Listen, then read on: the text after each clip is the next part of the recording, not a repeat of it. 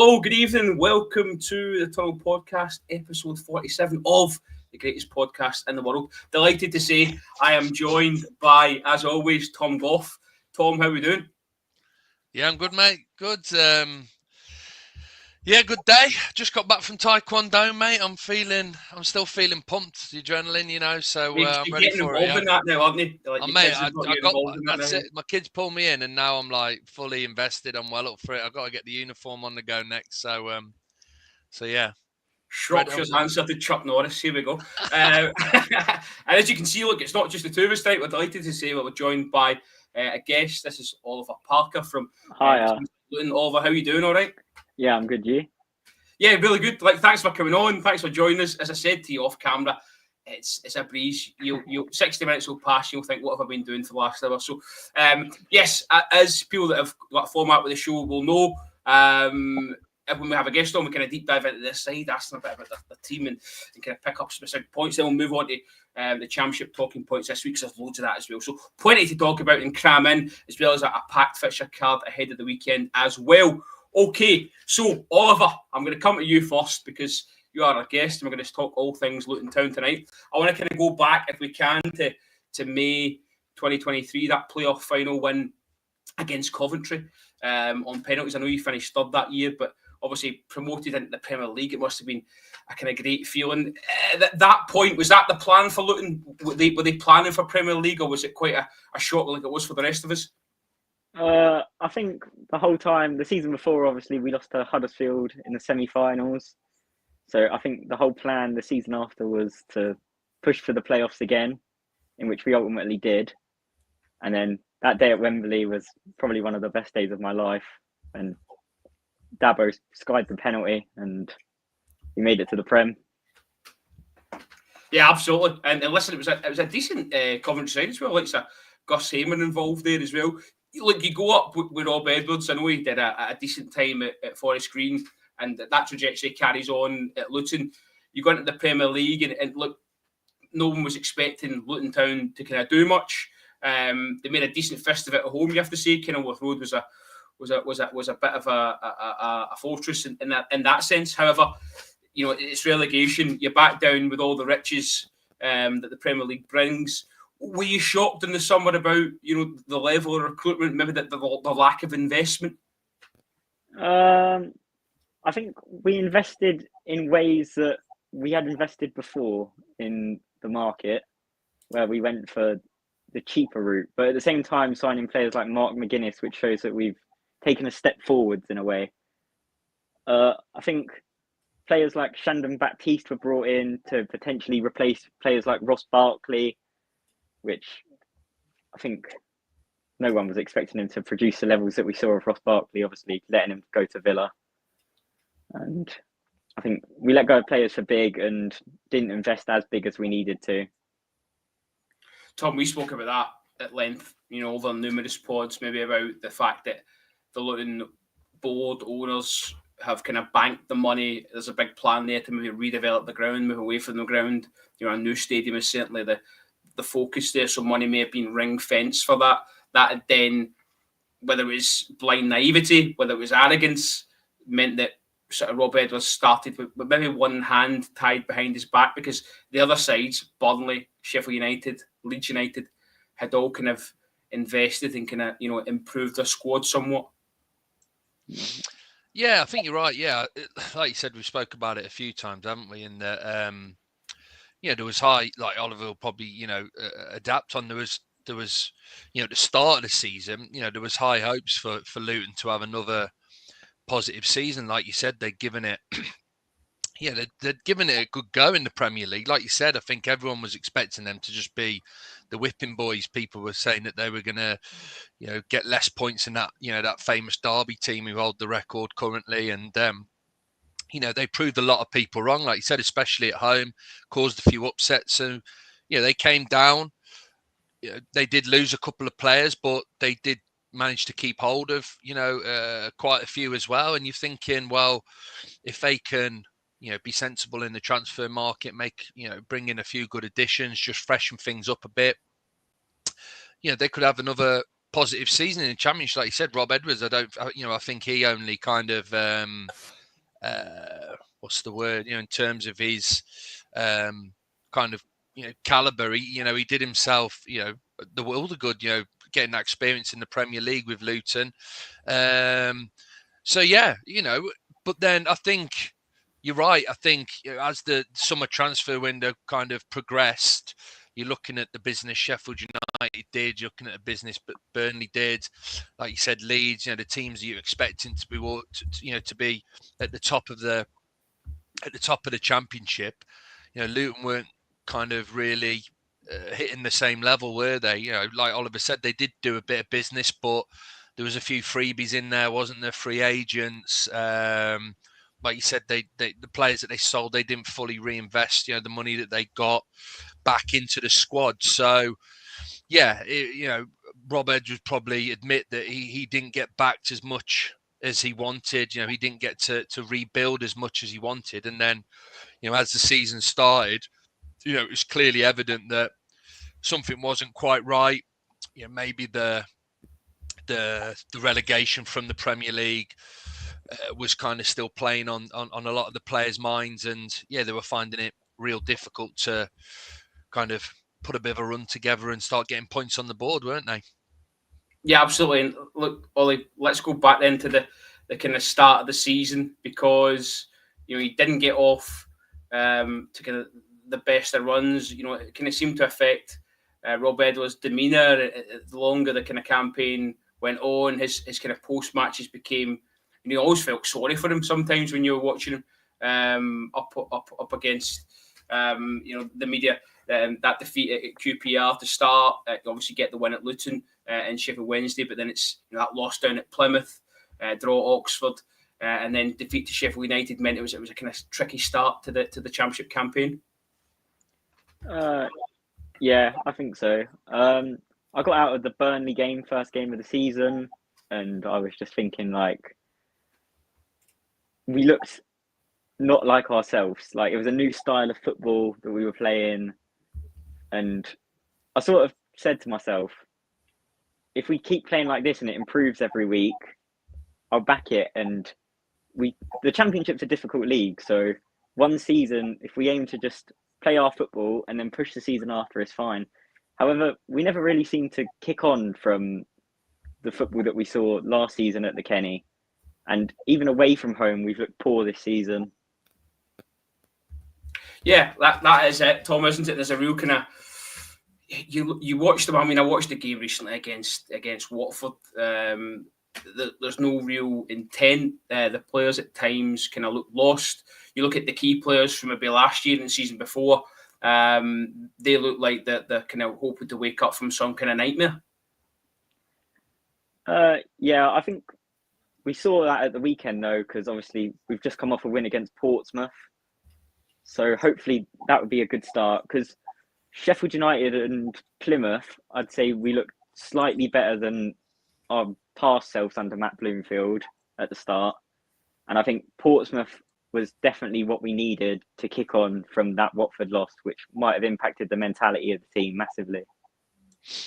Yeah, I like, look, we were talking on the pod before the game against Portsmouth.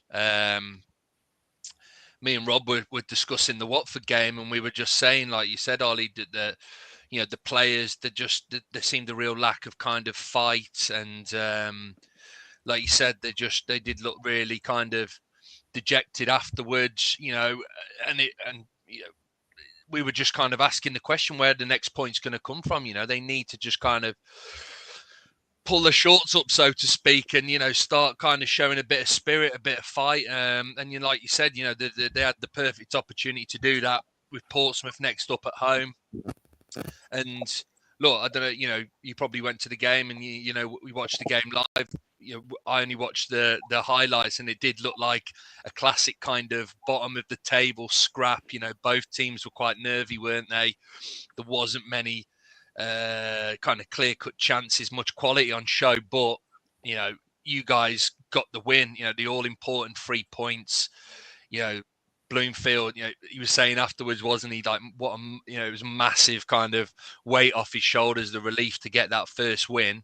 And we were saying, weren't we, Rob? Like that's what they needed. That they need like just a little bit of a spark to try and now put a bit of a run together, and start, trying to get back that gap between themselves and the teams that are sitting outside the relegation zone. So I think the question I just had for you, Ollie, was do you think you guys are capable of that? After the game against Portsmouth, was there enough in the game for you to, start feeling like, yeah, we can get ourselves out of this mess? I'm feeling a bit more confident we can avoid relegation, or are you still feeling a bit like, I need to see more before I really start feeling confident we can maybe escape? 5 points to start with is a massive gap to pull back, and especially we've got some difficult games coming up, such as Burnley away and Leeds at home. So they're going to be hard, especially they're at middays, Leeds now. But obviously we've got other massive 6-point games coming up, such as we've got Cardiff away, Hull away, Stoke away. So they're all massive 6-pointers in order for us to try and stay up. But let's park these fixtures for a moment, because I just want to come back, if we can, and just finish up that little Rob Edwards piece, because I think it's important to where we go on to Matt Bloomfield if we can. So, Ollie, obviously Edwards, he gets the bullet, he gets punted. It felt like it was kind of inevitable. If not, it felt like it was maybe too late, actually, in terms of bringing someone else in. Just part one of that question is, did you think it was the right decision by the club that he had to go, given what he'd done previously, or were you kind of wanting him to stay and thought he could have kind of turned it around? As much as I wanted him to stay, I do think it was the right decision to part ways with Rob. The question is, was it too late to part ways with him? I think there was the perfect time that we could have got rid of him, which was after the Middlesbrough 5-1 defeat, with an international break on our hands as well. But I think leaving it too late until January, there were some big names available in November as well that we could have got in. But yeah, it was a tough one, wasn't it? Because of the fact that he got you guys into the Premier League. Then, like we discussed, you give it such a good go in the Premier League, surprised a few people.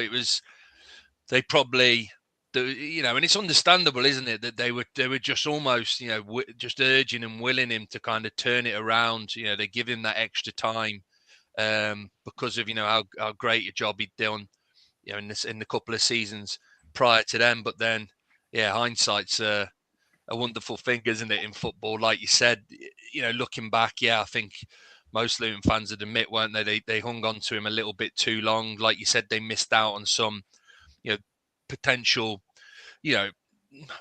decent appointments. I'm not saying Bloomfield, isn't a decent appointment, but like you said, I think there was some bigger names out there, guys with more experience in the Championship who probably could have come in and maybe hit the ground running. But I think he's one of those guys, isn't he, Rob Edwards? I just think he's a very likable guy as well, isn't he? I think he comes across quite well in his interviews and stuff. And I think all the stuff that happened with what's your captain's name, Ollie? I always forget. Tom Lockyer.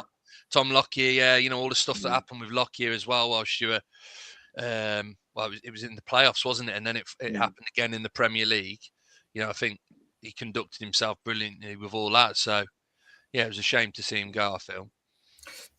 And on that then, you mentioned the names, bigger names being available. So Matt Bloomfield gets linked heavily, then gets a job, kind of, what we would call a kind of flavour of the month appointment, kind of recently done well with Wickham, gets them into the the promotion places in League One, and then is plucked to come in and do the rescue job on Luton. What was the feeling amongst the fans, at that point? Was it one of confidence that he can come in and do the job, or trepidation of he doesn't really know the league, like Tom says? Is he going to be able to steer us clear?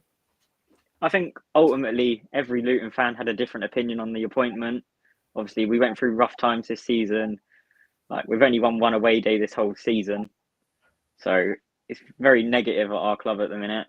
So I think it was mixed opinions, but obviously with the past, we've invested in lower leagues or academies in managers such as Rob Edwards and Nathan Jones. And obviously, it's come to success. So I had no reason to doubt Matt Bloomfield. And so the blueprint was it. Can I just say, by the way, of all the guests we've had in the kind of 9 months we've been running as a podcast, you have been the most popular, popping off in the comments. I don't know if you've got a fan club or whatever, but there's some real guys really going for you in the comments. So if you get a chance to look at those, please do. Yeah, like Tom, like he says there, Oliver, the fact that they've got a kind of blueprint, and maybe that's something that we haven't seen from the outside is neutrals. So you kind of got to respect that, but you have been, and I have been in the last couple of weeks quite vehement in the fact that we feel that maybe this is a job that's too big for him. Yeah, I just felt, Oliver might disagree with me, but I just felt that it was just a big risk. As a neutral, I just felt that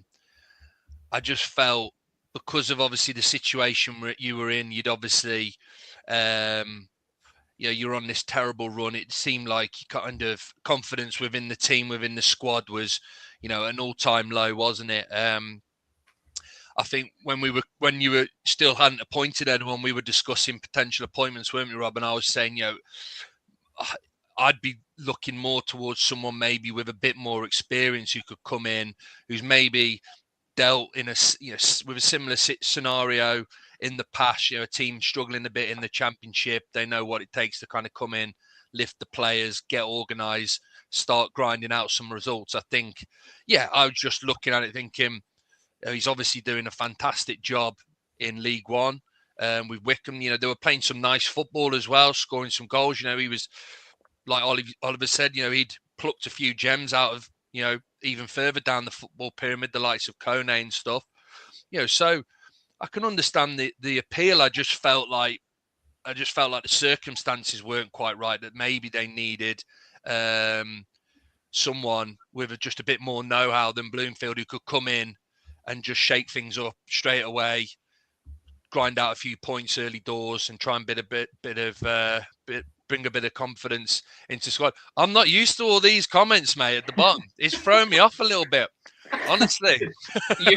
Like you said, you've got your own fan club as well. You're turning heads. Okay. On that point, then, and the fact that he when he came in, obviously he did have a chance.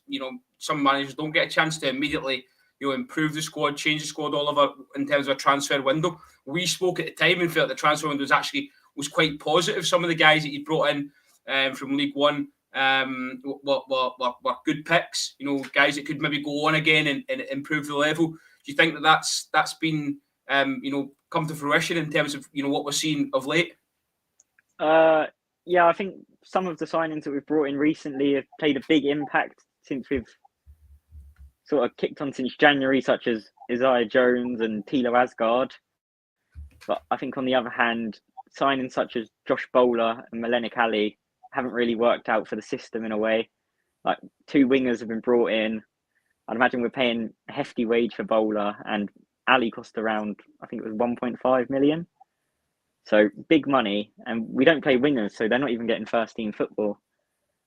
So for the kind of the layman that may not know Luton's style, tell us, what Bloomfield is imposing here. What's his style of play? What does he go from game to game? It's pretty much the same as Rob Edwards, to be fair. It's a 5 at the back with 3 in the midfield and 2 up front.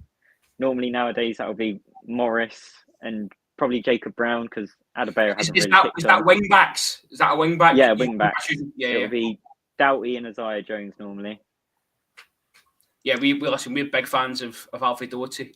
Tom loves him. He's got a poster just over his left-hand shoulder. You can't see it yet, but he has. Well, I think that's like Oliver, he might jump in and say otherwise, but he's been out a lot, hasn't he, this season? And I think he's been a massive miss, isn't he? Because he is a bit of a talisman for you guys.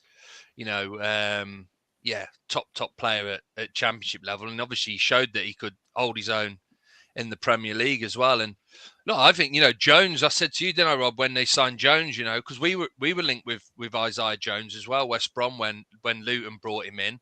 And it seems like he's finally now settled. He's starting to look, show, glimpses of the player that was kind of smashing it at Middlesbrough, season and a bit back. And Asgard, Rob again knows that I was again a bit jealous when you guys brought him in from Wigan, because again I was a big fan of his. In League One with Wigan, he was absolutely killing it. And I thought for the 2 million or whatever it was that you guys paid for, I thought that was a bit of a steal, to be honest. I was surprised that there weren't other Championship teams interested in him. So, yeah, like this is the thing. I think Bloomfield now has got everything available to him to kind of get you out of this mess. Sorry, but I just feel like, it's.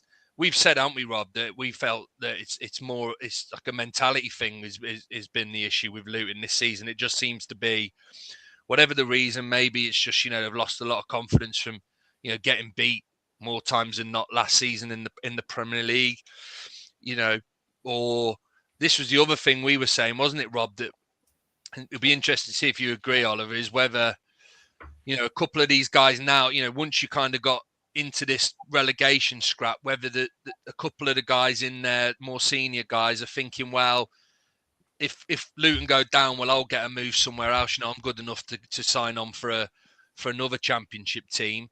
And I don't want to say down tools, but maybe that's kind of playing in their heads a bit. I don't know if you'd agree with that or not, but we were kind of suggesting that maybe, weren't we, Rob? Yeah, listen, as you say, is that a feature then, Oliver, the fact that, if they do, get relegated back to back, that some of these players think, well, I'll get picked up by someone else, I'll be okay. Whether that's the mentality or not, I'm not sure. I definitely think they're good enough and they're big names. Obviously, Thomas Kaminski's a Belgium international, and Alfie Doughty was linked with England call-ups last year. So they're recognisable faces that can put on a very good performance on their day. But I just think it's your strikers. I can't believe Morris and Adebayo just haven't scored more goals. They are like proper, like old school Championship strikers, big and strong, good in the air, getting stuck in. I was kind of expecting those two, the pair of them, to be up there, in the goal scoring charts. And for whatever reason, especially Adebayo, he just has really struggled, hasn't he, this season? Yeah, if you look at our 2 seasons ago, they were both our strikers, and we always appeared as a threat to teams to come to Kenilworth Road, and we'd have 2 big players up front that would challenge aerially and win the ball. Whereas this season, it just hasn't seemed to happen. Elijah Adebayo has missed. I think he has the second highest XG in the league with 12, and I don't know how many goals he scored, but it's definitely not enough for his XG stats. Yeah, there's been a few, haven't there, stats doing Listen, around. Oliver, you must not have read, the notification I sent you. We don't deal with XG on this pod. We are old school. Okay? We are 2 old guys. How old are you again? 17. 17. Don't ask him how old he is, mate. You're just going to make me feel bad. We're late 30s, okay? XG goes out the window. No, I'm only joking. Listen, let's go back into that Portsmouth game, because coming into that, 12 without a win, 8 without a win on the Bloomfield, it was looking bleak. You could maybe see that it was affecting him, his post-match pressers. They were getting kind of more strenuous. You could see the weight was kind of on him, and he maybe at times he's thinking that, I've had done the right thing coming here. He knew the expectancy of the club. I think when he was doing home games at Kenilworth Road, you could see the even greater expectancy from the home support as well. But they get the win against Pompey. It's a huge 3 points. Look, you've played better in games and not got anything. So I think he was quite vociferous on that, at full time as well. How did they build on this? How did they go again? As you said, there's a tough run of games coming up. We spoke the other night about, the run of games. Pompey, you've got 3 points. It's Burnley away, Cardiff away, Borough at home, Hull away, and we couldn't decide on how many points you guys are going to accumulate. You tell us from the inside, where you see yourselves getting the next 3. Utterly, I think it's all about mentality at the minute and just keeping our heads in the game. I'm not expecting us to go to Burnley this weekend and pick up anything, but all we want to see as fans at this point is just good performances and 100% effort week in, week out. I think Burnley probably is expected to lose. Cardiff is a massive game. which is probably the biggest game of the rest of our season now. And Middlesbrough at home. I think anything can happen at the Kenny, so I would back us. Yeah, I was saying, I reckon you got to be trying to get at least 6 points. I felt like from that little run of games to try and, like you said, it probably won't claw you out the relegation zone, but it will kind of keep you in touch. I feel, But like you said, it's a shame you've got the games against Hull and Hull, Cardiff and Stoke are all away from home, aren't they? Because I feel like if you were playing those games at home, I think you'd obviously have a better chance of picking something up there. It's like you said, you've got to do something about this away form, haven't you? You've got to try and kind of break the curse, I guess, away from home and start picking up some points if you stand any chance to stay in the division. So, yeah, it's Burnley. It's like you said, we were saying, isn't it, Rob? Like like you said, you just got to hope that win against Portsmouth is going to just kind of ignite something, that they're going to be up for it. Because like you said, if everybody turns up, Doherty, Morris, Adebayo, Jones, all these guys, they can pose a threat to absolutely anybody in the league. Even the best defenses in the league. But it's just they got to show more, haven't they, of the quality that they possess. Okay. Yeah. So look, I'm going to give you a final question, then you can relax. We'll move away from Luton. We'll talk about some other general championship points. People in the comments loving your big mate, Tom, Steve Quinn. He is like the godfather now of the comments in this podcast. As you sit here tonight, 6th of March, do you see yourself finishing kind of, 21st or above? Yeah, it's all about mentality from now. If we keep it up, then we should be all right, I reckon. I think just the big 6-point games, we need wins in. If not, it's pretty much over. Listen, if you don't get those wins, we'll have you back on, mate, all right? Either way. Yeah. Okay, you can take a deep sigh of relief. We'll move on to some more general championship points. Like the next couple of games, the next couple of points are going to involve your club some sort of way. So we'll start with the midweek games, Tom. 4 games played on Tuesday night. We've got to start with that game really up at the KC Stadium, haven't we? Plymouth, who I thought after that getting that result up at Sunderland could maybe get some away form going. They do Liverpool in the cup, then they fare really well at Man City for first kind of half an hour. Conor Hazard has an inspired performance. They lose admirably, but still in the championship, they're not picking up those away points that they're going to need to survive. Yeah, I think it was interesting because I was reading Murich's comments after the game, and he was ultimately saying that he needs his attackers to step up because we've spoken, haven't we? Since he came in, like you said, the run in the FA Cup they had, the shock against Liverpool, they've caused a few shocks against some of the bigger teams in the division. They seem to have got a lot better in defence, haven't they? The two big guys, the 2 centre backs they've brought in. They've really tightened up at the back. But then, the next piece of the jigsaw, so to speak, is for him to improve things in attack. It looked like the return of Ryan Hardy, who's their kind of main man up top, was maybe gonna help things out, but the goals have kind of dried up a little bit for him of late, haven't they? And they've really been struggling to pose a threat in attack. So I watched the highlights. From the highlights, it looked like Hull should have won by more.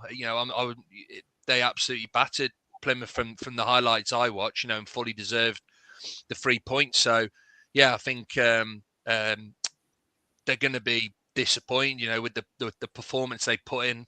It's a 6-pointer, wasn't it? There was a lot on the line, and they didn't show up from what I saw in the highlights and from what I read. So, I think that's where they're lacking now, isn't it? At the moment, is in attack. I think they've improved considerably in defence. Like you said, the new signings that they brought in have been top class since they came into the team, but they do struggle at the other end of the pitch, don't they? And I think ultimately, that's probably what's going to cost them come the end of the season, because there's nothing they can do about it now, is there? So. Yeah, look, you make a great point. From when he's come in, the new manager, he kind of said, it's about showing it up at the back, but that's been done now, and he's running out of time to get it right at the top end of the pitch. Oliver, for the teams above you, then, realistically, who can you catch? Because you've got to try and catch one of them, if bare minimum. I think. Well, we play Cardiff, Hull, and Stoke all the rest of the season. So whichever one of them games we pick up points in, it has to be one of them. Yeah, look, I think Stoke are silently in a lot of trouble. We've kind of mentioned it off the cuff the last couple of weeks, and they maybe seem to getting off because there are teams kind of slipping up below them or not capitalising, should I say, the likes of Plymouth, who we just said, yourselves, up maybe until last weekend's win as well. Matt Robbins has got to be really careful there. Look, for the first time ever, I've opened the floor in the comments. People are putting questions. I'm going to kind of bring them up as they come along, if you don't mind. First one to you, Oliver, from Ellis Dempsey, maybe a friend of yours, I don't know. Who's one Championship player you want Luton to sign, and why? I mean, could I take anyone? Anyone you want, yeah, mate. Yeah, he's not stipulated, he or she, by the way. I don't know if that's a male or a female, but yes, you've got to be careful this day and age. That's a difficult question. I really like James Trafford at Burnley, to be fair, if Linsky was to go. Yeah, you'd have James Trafford in. I think there's lots of that I'd take in. Probably a goal scorer at this point, because we just can't score. Who's your favourite goal scorer in the division? Who do you think's been eye-catching this season? I'm not sure. You've put him on the spot.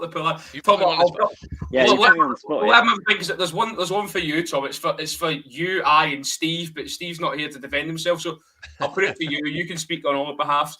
Who do you think's going to get down if you had to pick a bottom three right now? Yeah, we've changed our predictions about 3 or 4 times, haven't we, over the course of the season? It's like the okey-dokey, haven't it? I know, yeah. I don't want to. I feel a bit bad saying this with Ollie as our guest here, but I think it is going to be incredibly difficult for Luton. I just feel that, like you said, I think if some of those 6-pointers were being played at home, then I'd be feeling more confident for them to get out of it. But I just think, with how poor they've been, away from home, and all those teams around them, they seem to be playing away from home as well. I just think that might go against them. So apologies, Ollie, for saying that. I think Plymouth as well, mate. I just think, I think Muric has done a good job since he's come in. He's definitely improved them, but again, I just think they're lacking. They're lacking quality in attack. They sold Whittaker, didn't they, to Middlesbrough, who was their only real kind of star player, at this level, and haven't really. They didn't replace him, did they? Simple as that. So I think Plymouth, and then I don't know. It's tough, isn't it? I think. Derby, mate. No, it isn't. I was going to say it's not tough if you're picking these two. It's definitely not tough, man. I forgot about Derby. Yeah, Derby, 100%. Derby are going as well. So three that are there now are going to go down for you. Yeah, I think so. Yeah. We've got more questions for you, Oliver. We'll pull them up towards the end of the pod, else we're going to be here all night and not get out what we want to talk about. So just to kind of go back onto the midweek games, because there's 2 other fixtures that I think are quite pertinent.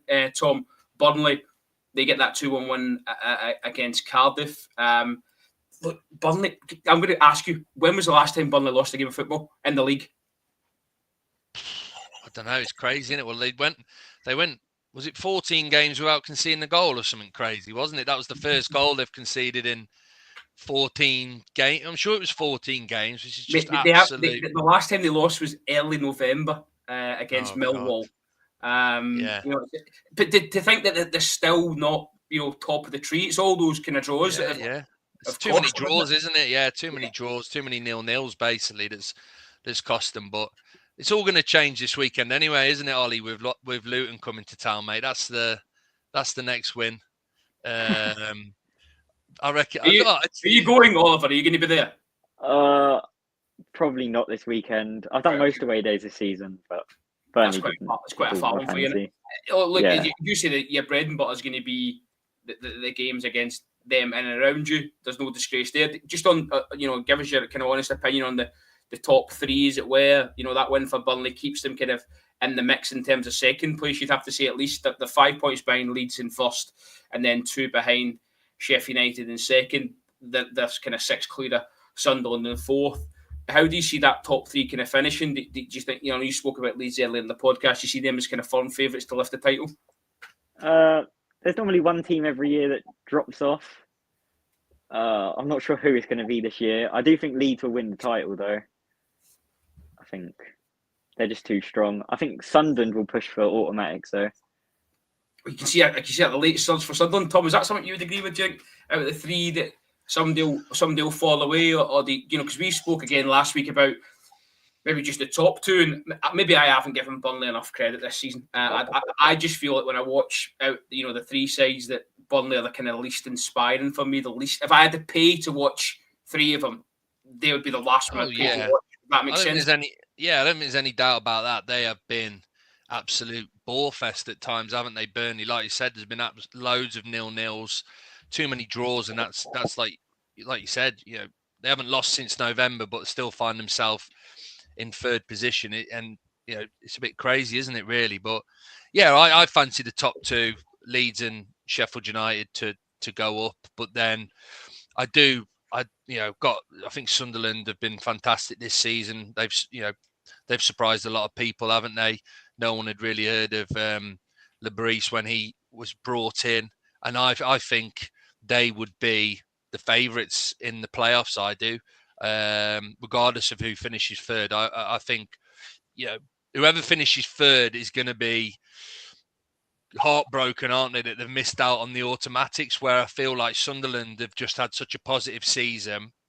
They're starting to fall short a little bit on the automatics, but I still think them going into the playoffs, they'd be full of confidence. I reckon they'd be the team to beat. They'd be the firm favourites, in my opinion.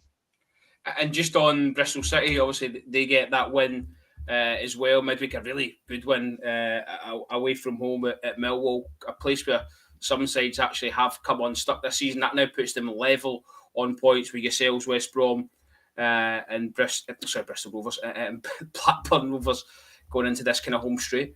I was hoping for Millwall to do us a bit of a favour there, but yeah, like you said, it seemed quite a comfortable win for them in the end, and they're starting to worry me. I think behind Coventry, they're in good form, aren't they? I know Coventry are on a ridiculous run, which has obviously seen them go into fifth place, but I think Bristol have gone under the radar a little bit as to how well they've been playing as well in recent. Oh, he's got the dog.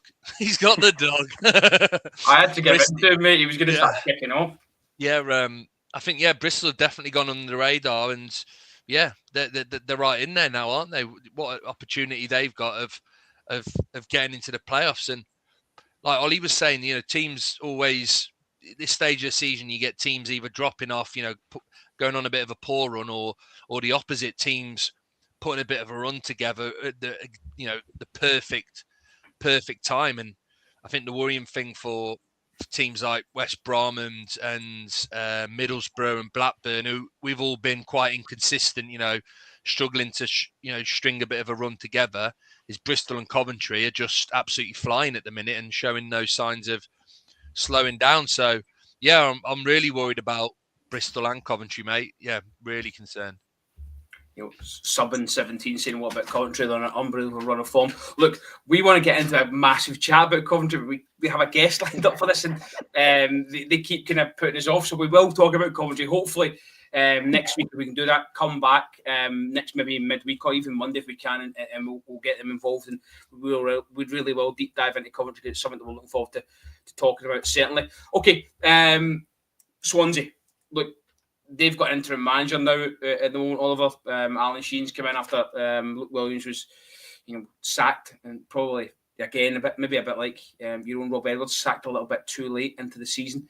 They look relatively safe in the division. I think they're in any real danger of getting dragged into this relegation scrap. 10 points clear of yourselves at the moment, so that looks fairly safe. However, links this week to the Hibs manager, David Gray. They've got an interim in. He's played 2 games. He's kept 2 clean sheets. Do you think maybe they should just stick with him till the end of the season and then reassess things there? Or do you think bringing a manager in now lets him kind of have a free hit till the end of the campaign, assess things with the squad, and then make his changes come the summer? Alan Sheehan, obviously former Luton captain, loved by our fans. He did well the last time he was Swansea interim manager as well. And obviously this time nothing's changed. So I think you should just show trust in him until the end of the season. I think they're safe. They've got nothing to lose at this point. And if he keeps up the run of form that he's on, then who knows? Yeah, is that a point well made? The fact that these interim managers come in, they steady the ship. You look at I forget the chap's name at Blackburn that was doing it the other week. Dave, give me his last name. What was his last name? Was it Lowe? Was it Lowe? Dave, well done, mate. Well done. 10 points to you. He's come in and kind of steadied the ship. David Gray, who they're linked to, done it at Hibs 3 separate times before getting the permanent job. Is it a case that there's no rush if he's he's holding his own? Well, like I didn't know what Ollie just said, that he's had a stint. He's had a stint before, an interim charge, and he did quite well. So, yeah, you'd think, why not? Like you said, he's kind of got a couple of positive results, put in a couple of positive performances. I think they've got enough points on the board now, and they've been kind of, even though they've not had the great season, they've been kind of sporadically putting points on the board enough to keep away from the relegation scrap. Yeah, why don't you just give him to the end of the season, see what he can do between now and the end of the season, and then, like you said, just kind of reassess things once the season's done, and either he's done enough to convince you to stick with him and maybe give him a shot, or you bring in your man then, and they've got the summer transfer window and the summer to kind of work with the squad and get ready for the next season. You've been quite vocal though throughout. Even when we had Steph on, the Swansea fan a few weeks ago, about the problem at Swansea isn't particularly just on the football pitch. It's above. It's a boardroom level. It's the structure of the football club. Yeah, I just think, they kind of. I think it was when they brought in Michael Duff a few seasons back that they kind of went more down the technical director route and put a lot of faith in the new technical director and made a lot of signings, and it's never really come off. And yeah, I think they brought in, when they brought across who's the manager who's just been sacked by Swansea? What's his name? Luke Williams. Luke Williams. They brought in the technical director from Notts County who he'd worked alongside. So you thought, well, this is the direction they're heading. These two have worked together. And then obviously Luke Williams has been sacked. So it's going to be interesting to see what they do in the summer. Like you said, when we had Stefan on and we were talking about it, I think he was in agreement that it's always easy to point the finger at the manager in football, isn't it? And say it's their fault, but he was kind of in agreement with us that they've just not been doing well enough in the transfer market. The signings they've been making more have been duds than positives, and players that have kind of then forced themselves into the first team. So yeah, I think they've got to get things right, haven't they, in that department, for anyone really to have a chance at having a positive season.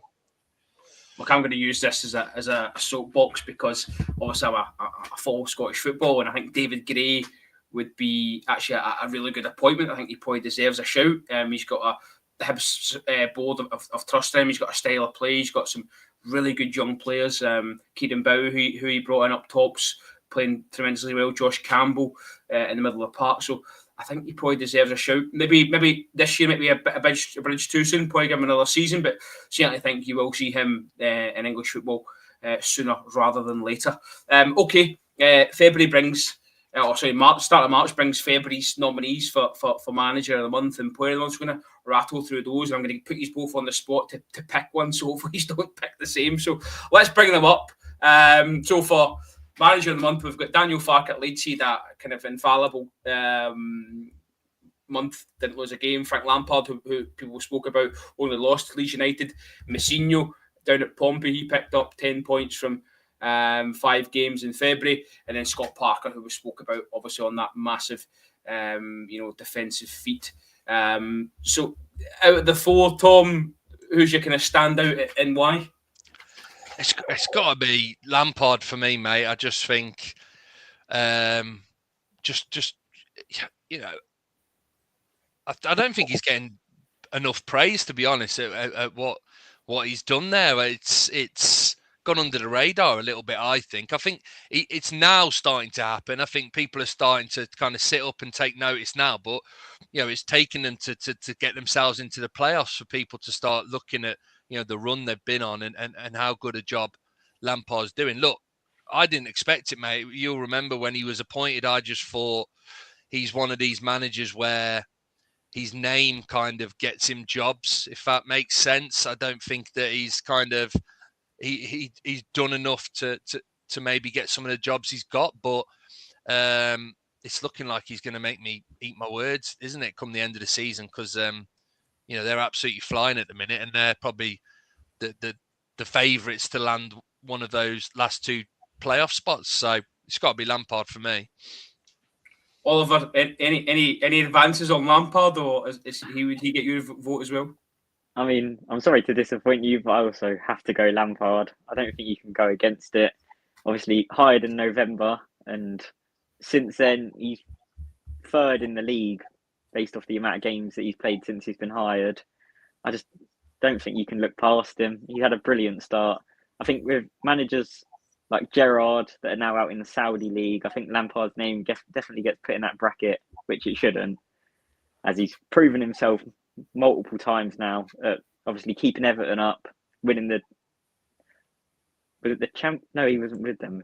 He got Derby into the playoff final, then he just missed out in the playoff final with Derby, and he did all right at Chelsea as well, didn't he? To be fair, when he brought a lot of young players to it. Chelsea. I think Billy Gilmore, his debut at Chelsea. So, what I was going to ask you, what do you think it is about Frank Lampard that's got a kind of a reaction out of this squad? Because Mark Robins has been there a long time. Seemed to be a bit of a fractious relationship with the chairman in the end, the owner. Lampard comes in, and I think we all can raise an eyebrow because he'd been linked to a few jobs. I know he got interviewed for the Rangers job before Philippe Clement took it. Graham Souness was very vocal in wanting him to get that job, and they gave it to Philippe Clement. He then gets the Coventry job, and there was a point where we thought, just around Christmas, this isn't really working out, and then they've gone on this wonderful run. Tom, what do you think it is that's changed there? Is it just ideas landing? Finally, just a team coming together, because they've got some great individual players. Yeah, I think again, I'm not. I think he's. Ollie will probably agree with me. Coventry at the start of the season, I think I had predicted him to get in the playoffs, but obviously under Mark Robins, they spent quite a bit of money. They'd obviously had a positive season the season before, just missed out on playoffs, got to the FA Cup semi-final. So, there was a lot. There was a lot of positivity around the club. Obviously Robins had a tough start, and like you said, there was stuff going on behind the scenes, and he obviously got sacked. But whoever came in was obviously going to inherit a good championship squad. But even still, I think the only other teams that have kind of been on similar runs that Coventry are probably the teams at the top. QPR as well. I know QPR had a bit of a bonkers run, didn't they? Kind of midway through the season. But yeah, other than that, it's been the teams at the top. So I don't know. Look, it's like Ollie said. He makes a great point. I think he's got something about him where he works well with youngsters, doesn't he? He seems to have a knack at kind of bringing the promising youngsters through in the youth system into the first team, and then just kind of getting them integrated and turning them into key players. And he's done that. He's done that again with Coventry, and I think they've got a good balance for me. Coventry, they've got some good experienced players at this level, but then Lampard's come in and he's brought these youngsters through as well. I think he's got a good balance there. And like I said, I'd be really surprised now if they didn't land one of those playoff spots, because I just think they're just full of confidence. The only thing I would say is they've got a real tough finish to the end of the season. But again, I just think the way they're playing and the confidence that they've got, they'll be well up for every single one of those games, I think. So, yeah, I've got to. I think I owe Frank an apology. I think because I was dead certain that it weren't going to work out for him at Coventry, man. So, got a bit of egg on my face there. So it's a full house for Frank Lampard. Let's see if we get on with the Player of the Month nominees. It's Ryan Hardy at Plymouth, obviously a brace against West Brom and that comeback win. Another brace against Millwall and that 5-1 win. Dan James, he's had 3 goals, 4 assists. Josh Murphy, he's another 4 assists as well. And then you've got Josh Sargent, who's come in and just banged goals in at every attempt since he returned from injury. Oliver, give us your pick from that 4. I think Dan James has been absolutely brilliant for Leeds. I think they've all done well, which is obviously why they're nominated for Player of the Month. But yeah, I think Dan James has just been what Leeds have not been looking for, because they're doing well, but he brings something else with the pace down the line and obviously getting the goal contributions that he's needed. He just, like, even at Manchester United, he looked like a special talent. So the fact that he's playing in the Championship now, it's just showing that he's good enough to maybe push for that Premier League team soon. I think you're not going to go for Dan James, Tom. Who are you going to go for? I'm not going to go for Dan James, but I do agree with what Ollie was saying there. And again, I think he's one that's gone under the radar, not with Leeds fans, but everyone else in the Championship. In the, the likes of. Is that, sorry, just to interrupt you, is that because he has played for Man United and you kind of give him that? You don't give him that kudos that he deserves. That the fact that is Oliver says there, he is bringing that with. He's bringing goal contributions, whether that's assists or goals themselves. It's just a bit of an arrogance. I don't know. I just think, his career kind of stagnated a little bit, didn't it? But he has been exceptional for Leeds this season, and at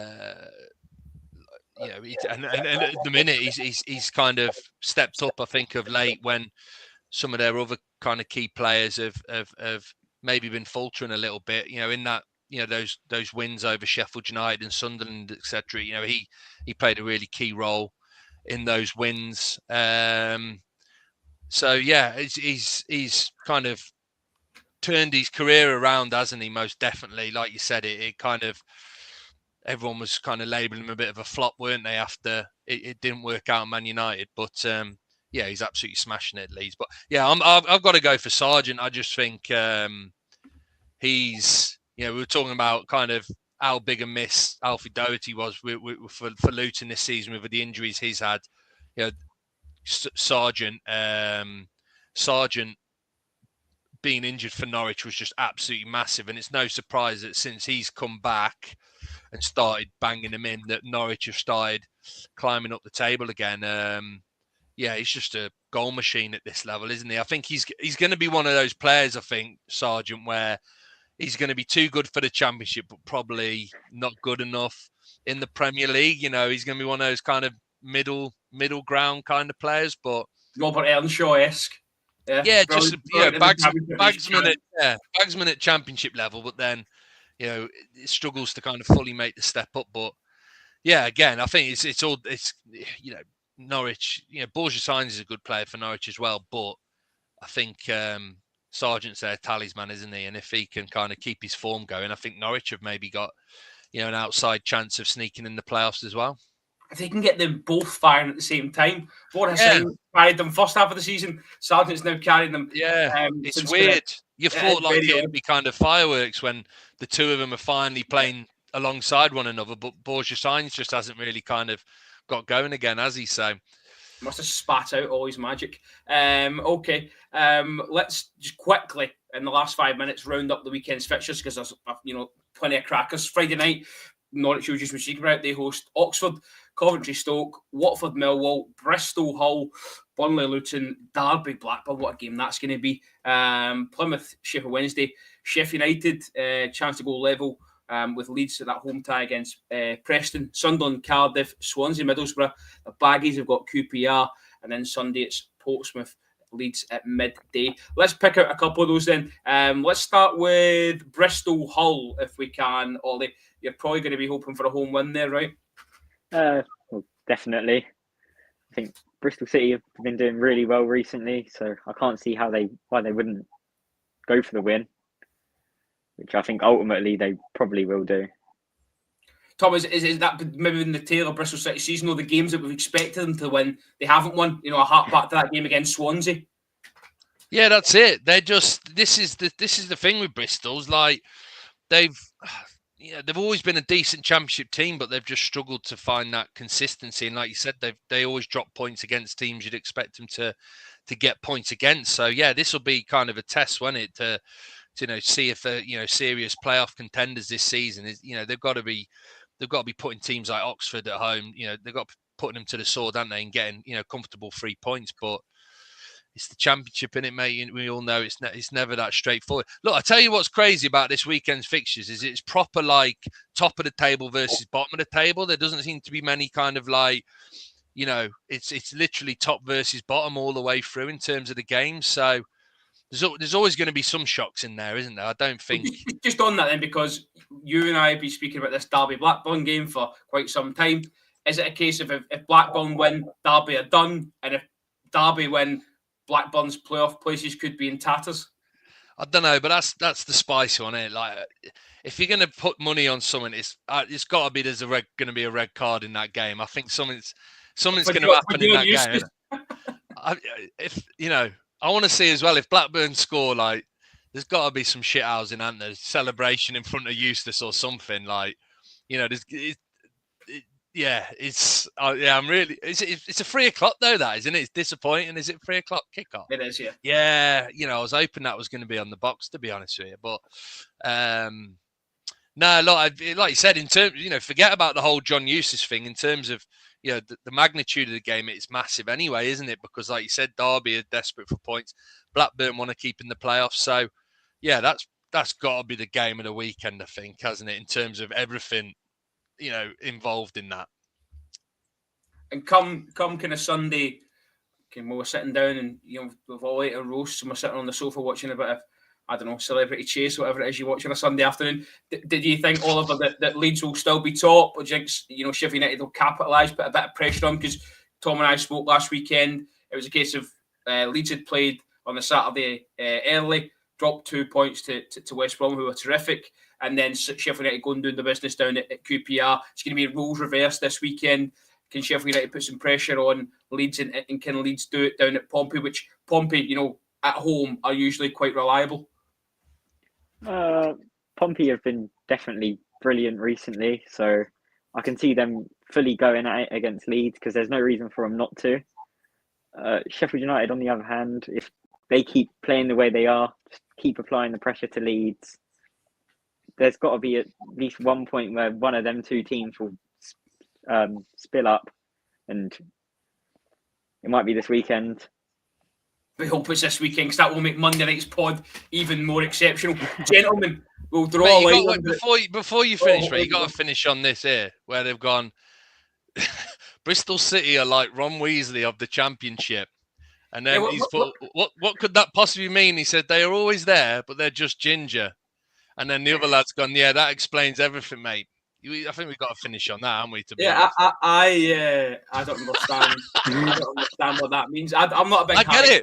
I think I kind of get it in a weird way, mate. I get it. It doesn't surprise me that you do get that. Aidan, I'm with you, mate. I know what you mean. Would I rather West Brom win 1-0 or Aston Villa lose 12-0? It's got to be Baggies 3 points all day, mate. But correct answer. But look, I hate the Villa more than Wolves, so I do enjoy seeing the Villa lose, and it's really, really hurting seeing them do well in the Champions League this season. So listen, delighted everyone that's joined us in the comments. It has been lively. Oliver, you should start like some sort of fan club because you get plenty of money coming in there. Oliver, thanks for coming on. Delighted to have you on, mate. Tom, as always, a belter from you. And yes, we'll enjoy the weekend's football. We'll be back Monday night from 8 p.m, maybe 8:30. Just depends on how me and Tom are feeling on that night, but we will see. If you are going out to any football at the weekend, enjoy your football. Thanks for joining us tonight. We'll see you again on Monday. Thank you.